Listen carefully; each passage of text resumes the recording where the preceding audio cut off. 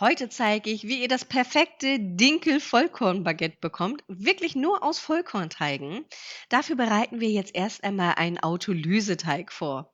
Da habe ich Dinkel, Vollkornmehl und Wasser vermischt, gebe das in meine Küchenmaschine und knete das erst einmal zu einem Teig, maximal bis zu 7 Minuten.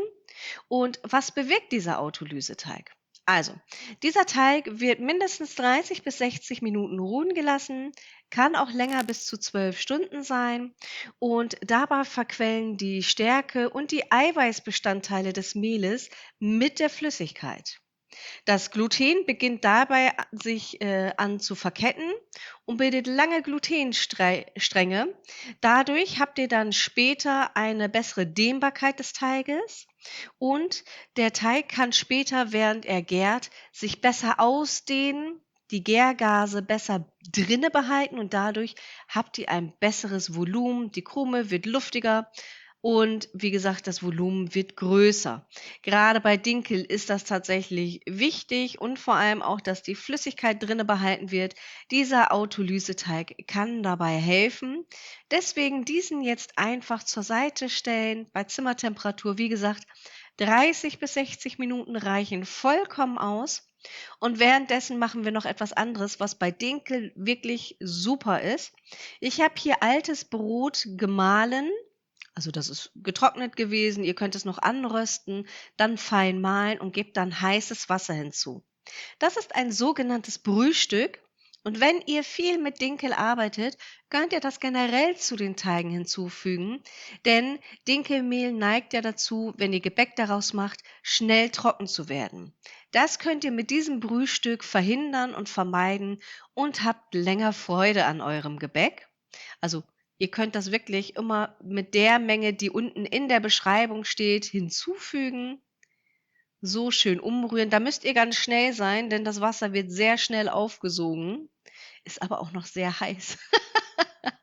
So, und das Ganze lasse ich jetzt auch mindestens so lange stehen, bis es auf maximal 40, 44 Grad runtergekühlt ist, aber auch so lange einfach, wie ich den Autolyseteig jetzt stehen lasse und werde dann anfangen, den Hauptteig zu machen. Und ich bin schon sehr gespannt, wie ihr das macht, wie es euch gefällt und geschmeckt hat. Selbstverständlich könnt ihr das Dinkel-Vollkornmehl auch durch ein anderes Vollkornmehl wie zum Beispiel Weizen oder auch Einkorn ersetzen. So, gucken wir mal. Ein bisschen Zeit ist vergangen. Ich messe sicherheitshalber die Temperatur. Das kann ich euch tatsächlich sehr ans Herz legen. Früher habe ich das ohne gemacht und dann ist manchmal der Teig nichts geworden, weil es dann doch heißer war, als ich gedacht habe. Und mit dem Thermometer klappt das gut. Das ganze Equipment, was ich nutze und empfehlen kann, findet ihr immer auch unten in der Beschreibung. So, dann kann ich jetzt ja das restliche Dinkel-Vollkornmehl in die Schüssel geben. Dazu den jetzt sehr klebrigen Autolyseteig. Und ich war tatsächlich sehr überrascht. Vollkorn ist ja immer so ein bisschen eine Herausforderung, weil das nicht so schön aufgeht. Aber mit dieser Methode wird das wirklich perfekt und genauso fluffig wie so ein helles Baguette. Also probiert es unbedingt mal aus. Jetzt hier noch das Brühstück. Ja, auch alles mit hinzugeben. Manchmal ist der Rest ein bisschen krümelig, kein Problem, einfach dazufügen. Hier ist meine selbst hergestellte Hefe, das Hefewasser. Wie das geht oder welche Alternativen ihr nehmen könnt, oben rechts unter dem i.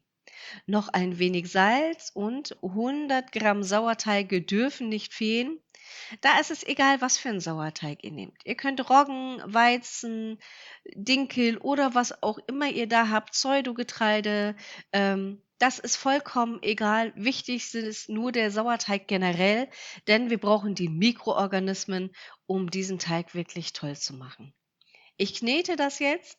Dadurch, dass ich das Brühstück und den Autolyseteig habe, brauche ich das jetzt nur 5 Minuten kneten. Der braucht dann gar nicht mehr so lange. Aber wichtig ist, dass es ein schöner, geschmeidiger Teig wird. Und schreibt mir doch mal bitte in die Kommentare, backt ihr gerne mit Dinkel oder Dinkelvollkornmehl oder mit welchen Mehlen arbeitet ihr am liebsten? Natürlich könnt ihr hier auch zum Beispiel mischen. Den Autolyseteig mit Weizenvollkorn und dann den Hauptteig mit Dinkelvollkorn nehmen. Das bleibt euch überlassen, also da könnt ihr ruhig ein bisschen Abwechslung reingestalten. Den Teig lasse ich jetzt stehen, so lange, bis er sich verdoppelt hat. Dank Hefewasser und Sauerteig dauert das nicht so lange. Aber zwischenzeitlich beim Aufgehen falte und strecke ich ihn. Und auch das bewirkt gerade bei so weichen Teigen, ihr seht es hier, dass der fester wird und dann später einfacher zu verarbeiten ist. So circa 2, dreimal sollte man das machen. Falls ihr sowas in leckerer Weißbrotform haben wollt als Brot, dann kann ich euch, mein türkisches Weißbrot empfehlen. Das verlinke ich euch mal oben rechts. Sehr lecker, auch mit Sauerteig, komplett mit hellem Weizenmehl, aber richtig lecker und köstlich. Also, falls euch das interessiert, schaut auch da gerne rein. So von jeder Seite einmal gefaltet und wieder zur Seite gestellt. Und das habe ich dann so 2, dreimal gemacht und guckt mal, wie schön der sich entwickelt hat. Da machen wir jetzt köstliche Baguettes draus. Also einmal die Arbeitsfläche einmähen. Ihr seht, es ist gar kein Hexenwerk. Und ich weiß, ganz häufig ist es so, man sieht etwas und hat ein bisschen Vorbehalte, das auszuprobieren, aber die kann ich euch nehmen. Es ist noch kein Meister vom Himmel gefallen. Und wenn ich daran denke, wie meine ersten Backversuche mit Broten, Brötchen und Baguettes waren, wirklich gruselig, aber nicht umsonst ist das ja ein Ausbildungsberuf und wenn ihr das nur nach einmal sofort perfekt hinkriegen würdet, ähm, dann wäre das ja ein bisschen traurig, würde ich jetzt sagen. Deswegen versucht es. Es wird vielleicht nicht beim ersten Mal perfekt aussehen, aber in jedem Fall lecker schmecken und das ist die Hauptsache. Probiert es aus. Also, ich bin da auch nicht perfekt in meinen Sachen, aber teste immer wieder Neues aus, immer wieder neu machen und wie man tatsächlich sagt, Übung macht den Meister und irgendwann werdet ihr nur noch selber zu Hause backen, weil es so einfach und vor allem so lecker ist. Schaut mal, ich bin ganz vorsichtig hier, damit das Volumen, das wir jetzt drinne haben im Teig, nicht wieder rausgearbeitet wird und gebe das dann auf mein Baguette-Backblech. Das geht auch ohne, aber tatsächlich habe ich das mal ausgetestet. Ein Teig, die gleiche Menge, also vom selben Teig einmal mit Backblech und ohne. Und die mit dem Baguette-Backblech sind einfach schöner geworden. Also, falls ihr häufiger Baguettes backt und die eine schöne Form haben soll, kann ich euch das wirklich sehr empfehlen. Aber es ist natürlich kein Muss. Diese Köstlichkeiten gehen in den Ofen und guckt mal, wie toll die aussehen.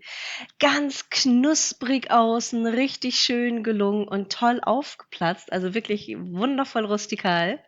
Wir schneiden das Ganze mal an und sie sollten natürlich ein bisschen ausgekühlt sein. Und schaut mal, reine Vollkornbaguettes, richtig toll geworden, schön fluffig. Also, probiert es unbedingt aus. Ich bin schon gespannt auf eure Ergebnisse. Bin bald wieder zurück und liebe Grüße, eure Emma.